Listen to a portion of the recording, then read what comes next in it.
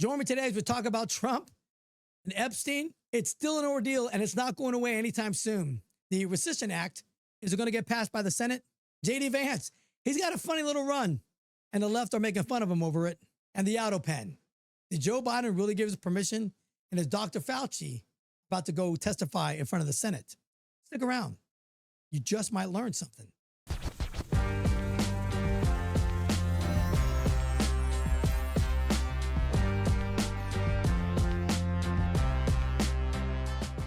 Welcome to the Eric T Conversation. I'm Eric T. If anybody wears these sneakers called hookahs, and I've got a pair, and they seem pretty cool. They seem like they're pretty comfortable when I tried them on, but they hurt my feet, man. There's a limit of how much padding you should put into a sneaker, and the hookahs, way too much padding. So much padding that when I'm sitting here doing a show or I'm doing a live and I actually have these ones on my feet fall asleep. It cuts off the circulation on my toes. And all of a sudden, I got to start banging my foot on the ground, and I got to loosen up the laces because they're squishing my feet to oblivion. Now, I wear Adidas most of the time, but I bought these because a lot of people were wearing them. I'm like, well, they look like they're comfortable walking shoes, and I use them for the gym. But no, they are too damn tight. So let me know if you got these hookahs and you're wearing them for aesthetic purposes, or they're actually comfortable on your feet, because the ones I have got like 1.5 inches of padding all the way around the shoe. And it's killing my feet. I mean, it's killing me to the point where I'm like, damn, they cost a good penny. And I'm wearing these things and I'm trying to, like, maybe I could stretch them out or loosen up the laces. It's getting me nowhere. So every time I wear them, it's only for like 1.5 hours while I work out, and then I take them off because they're white. And sometimes I wear something white. I got to match a little bit, right? So, but man, they are not made for being on your feet for long periods of time. So comment, let me know how the hookahs work for you, or if you have any good pair of sneakers that you like to wear. I'm a big Adidas guy. I've worn New Balance, things like that. But let me know if there's a good pair. I don't run, so I don't need anyone's sneaker recommendations for running. I just need them to wear because I wear them every day. I'm one of those guys who wear sneakers every single day. And yes, I say sneakers, not tennis shoes. Well, this Trump Epstein thing is just not going away. And I can understand it because the left, not the politicians, and we'll get that in a minute, but the left, people on the left are just saying the reason why it's not coming out and Trump is saying it doesn't exist now is because his name is on the list. Now, we already know he was on a flight log. He flew 7 times on the Lolita Express to New York, New Jersey, Palm Beach. That's it. And several times his ex-wife, Marla Maples, was with him, along with his son, Eric. So we know he didn't go to the island. We already know that. But they can't let it go. But they don't want to explain why the list wasn't released 4 years ago, 3 years ago, 2 years ago, when the Biden administration was in office. And then their excuse is what? Because the Democrats were on the list too. That's why they didn't do it. But they're not saying that now. They're just saying Trump did not release it because his name is on that list. So here's the problem. I'm having a hard time defending Trump right now because this is a constant battle. They keep going back and forth to this. And I'm like, just release the damn list. Let it go. And then he comes out with a tweet on Saturday about, hey, my guys, my girls are not getting along. Why are we still talking about this Epstein guy? We have other things to worry about. Understand, Trump, America wants the list.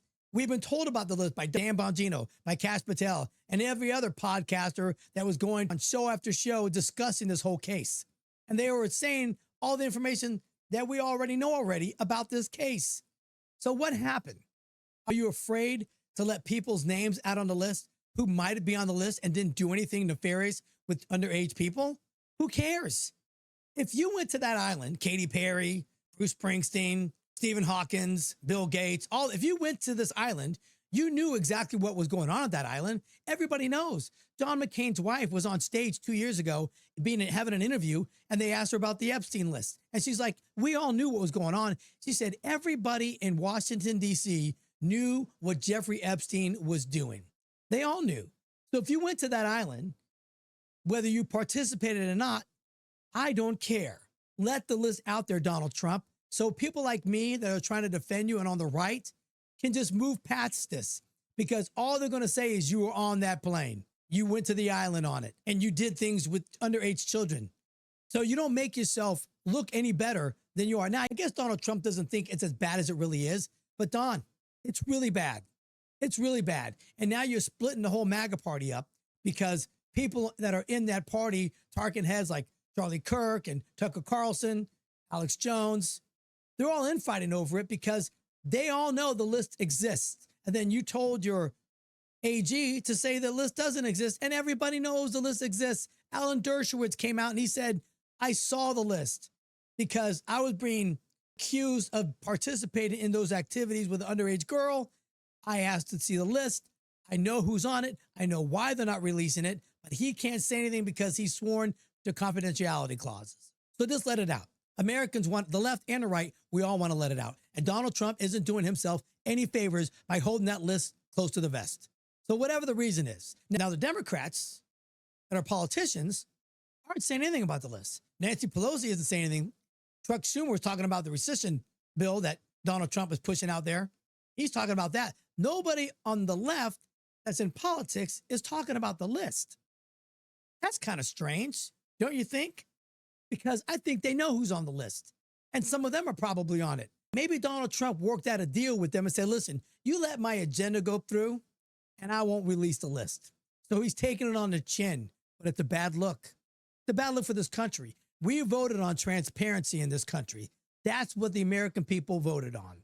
I don't mind people on TV talking about what things are going to go and what things are happening. I'm okay with that. I'm not okay with Pam Bondi saying the file's on my desk and then the next day, well, I'm sorry, the FBI and the New York office, they're not releasing the files. So what is it? Did you lie then or are you lying now?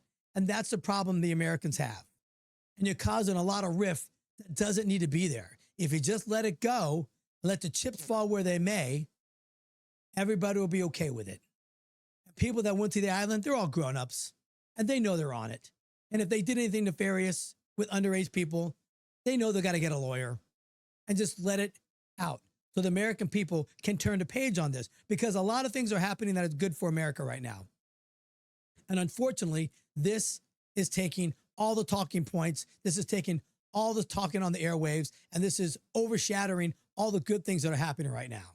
Because I guess people don't really realize that right now, the Federal Housing Commission just ruled that you can use your cryptocurrencies as an asset when you're buying a house.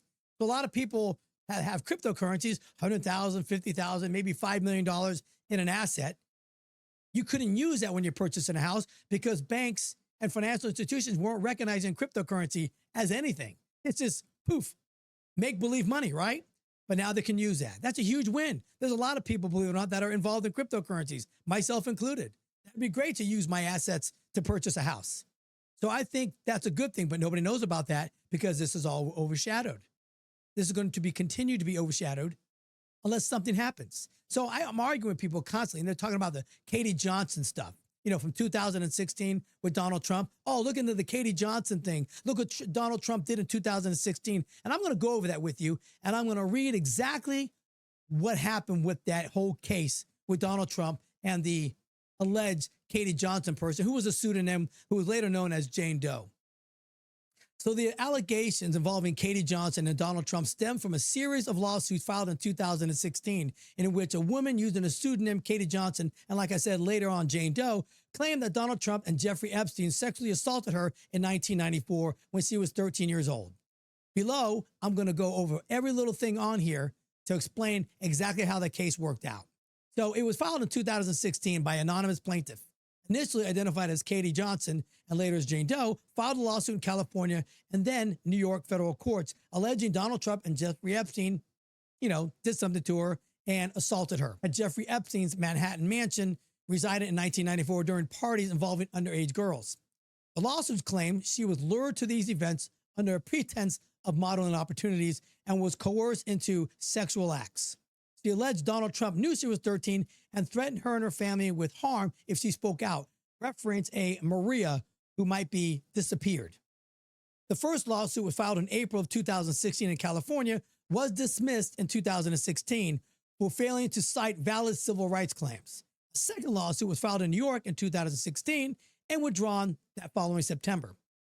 A third version was also filed in New York and was filed in September 2016, but was dropped in November, days before the election went through. The plaintiff canceled a planned press conference with her attorney, Lisa Bloom, citing numerous threats as a reason for withdrawal. No evidence was presented in courts substantiating these types of claims. The lawsuits included affidavits from two anonymous witnesses, both a Tiffany Doe, who claimed to have recruited girls for Epstein's parties and corroborated Johnson's stories, and Jane Doe, a supposed classmate of Johnson's, who told her about the assaults. No public evidence has been verified these witnesses' identities or claims. A retired detective, Mike Fiston, who worked with the Epstein victims, disputed the existence of such parties involving multiple men, though his perspective is limited to the evidence that he was able to witness. The lawsuits were linked to Norm Lobow. Check this out. Now, Long Lobow worked as Jerry Springer's producer, and he is known as the pseudonym Al Taylor, who was accused of orchestrating the claims and attempted to sell a video of Johnson's allegations for $1 million. Investigative reports raised doubts about the plaintiff's existence, with one journalist actually questioning whether Katie Johnson was real after a conference call interview. Lobau's involvement and history of promoting questionable allegations against celebrities cast skepticism on the claims and credibility. So everybody keeps talking about the Katie Johnson story. Do a little research. It's not that hard to find out exactly what happened with the case, and it's public knowledge. So nothing happened with that. It was obviously a ploy to get Donald Trump to drop out of the 2016 presidential campaign. Why? Because he knows all the dirty secrets for everybody, because he was in that whole realm, right? He was hobnobbing with all those people, gave Democrats and Republicans all money for their campaigns. Every single one of them that ran for office went after Donald Trump for his approval and his nomination and his support and his recommendations. They all did. They all kissed the ring of Donald Trump before he decided to run for president. That's clearly the case, and it's all debunked. But the files need to be released because this is causing more rift in our country than we need to have right now. And Donald Trump can solve it very easily by just waving his magic wand and releasing everything, because we've got victims out there that need justice. Now, so Ghislaine Maxwell has allegedly come out through another person and asking to testify in front of Congress of everything that she does know about the Epstein list, and stated Donald Trump wasn't even on it. But that hasn't been corroborated. We don't know if that's true or not. And that's still up in the air if that's actually going to happen or not. But she hasn't publicly come out with any statements. Nobody's even interviewed this lady while she's been in prison, which is strange in itself. Nobody's interviewed her. 60 Minutes. Nobody. Megyn Kelly, why don't you get out there and do that? People need to find out exactly what happened. And if there's innocent people on the list, you know what? Get a lawyer, because we need to find out exactly what happened. We need to have justice for all of these victims. So a big funny thing right now, the Democrats are laughing at J.D. Vance. He was at the zoo this weekend with his family, and one of his kids wandered off, and he did a funny little trot going after his kids. Check it out.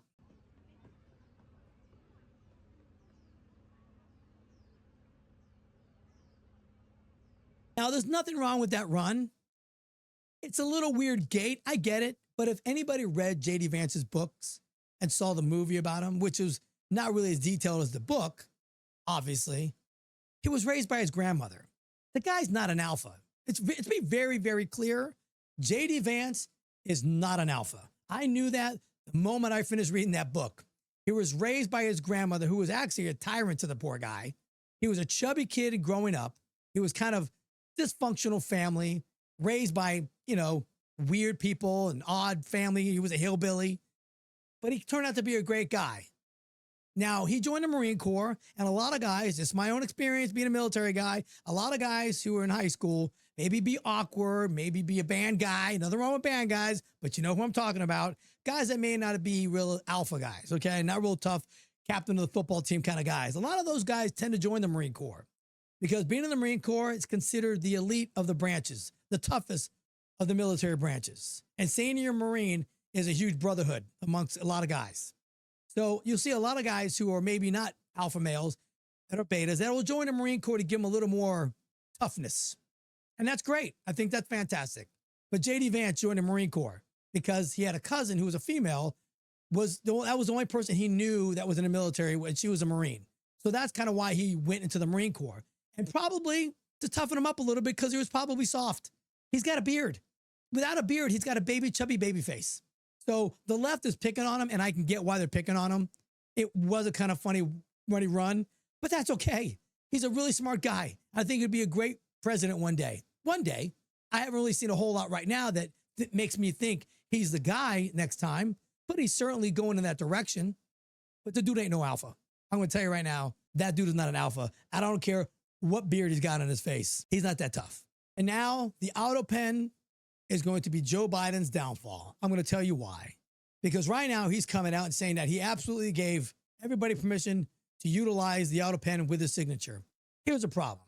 There's a memo that came out that the New York Times reported on, and it's stating something completely opposite. And it all has to stem with Dr. Fauci. In the middle of the night, these staff members were getting together, and they basically said what they wanted to do as far as these pardons concerned. A January 19th meeting, which is the day before the inauguration, which took place in the Yellow Oval Room of the White House residence, Mr. Biden kept his aides until nearly 10 p.m. to walk through such decisions, according to a family member who was familiar with the matter.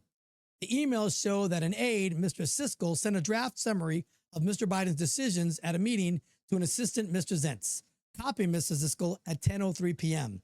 The assistant forwarded the email to Mr. Zentz, asking for their approval, and then sent a final version to Mrs. Feldman, copying many meeting participants' aides at 10:28 p.m. 3 minutes later, Mr. Zentz hit reply all and wrote, "I approve the use of AutoPen for the execution of all the following pardons." One of them in particular is Dr. Fauci. Now, Rand Paul, Senator, Dr. Fauci back in to testify because lying in front of Congress is a felony. And Dr. Fauci needs to start answering some questions why he lied in the first place. And now that his pardon is most likely going to be null and void, he's going to be subject to prosecution. So things are starting to happen. And if you don't believe me, check this out. In 2022, after July 22nd, I believe, 100% of Joe Biden's executive orders were signed by AutoPen. And over the next 3 years, 93% of all Joe Biden's executive orders were done by AutoPen.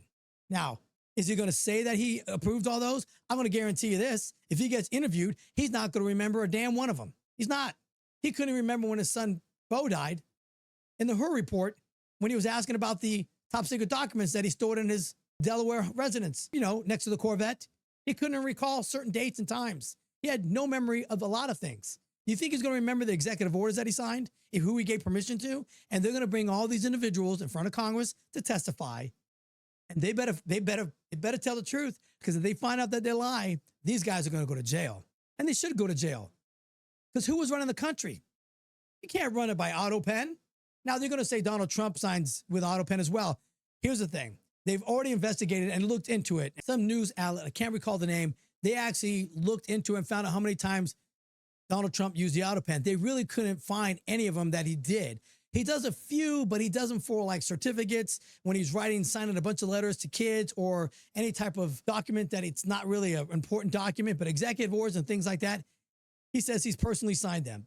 He's very proud of his signature. And all the executive orders that he signed now, he's been signing them. And then people are talking about the January 6th pardons. Those are null and void because he didn't sign 1,600 pardons. No, he didn't.